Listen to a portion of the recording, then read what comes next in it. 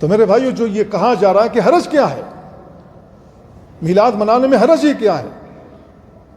ہم اپنے رسول کے مناقب بیان کر رہے ہیں، فضائل بیان کر رہے ہیں، تو حرج کی بات یہی ہے کہ رسول اللہ صلی اللہ علیہ وسلم نے جو کام نہیں کیا ہے، جتنے غیر شرعی رسوم ہم کر رہے ہیں، جن رسموں کو ہم ادا کر رہے ہیں غیر شرعی ہیں، یہ غیر شرعی جتنے بھی عمل کر رہے ہو، یہ حرج کی بات نہیں ہے۔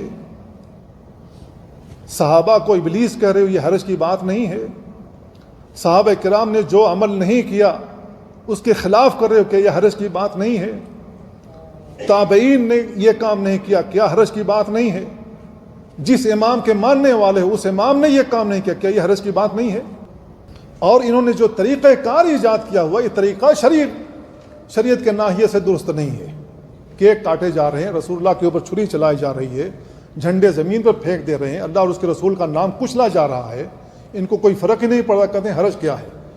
تو میرے بھائیو، حرج کی بات یہ کہ سنت کے خلاف ہے۔ امام مالک نے کہا تھا من ابتدع فی الاسلام بدعۃ یراها حسنہ زعم ان محمد صلی اللہ علیہ وسلم خان الرسالہ لان اللہ یقول اليوم اکملت لکم دینکم واتممت علیکم نعمتی ورضیت لکم الاسلام دینا فما لکم یومئذ دینا فلا یکون اليوم دینا۔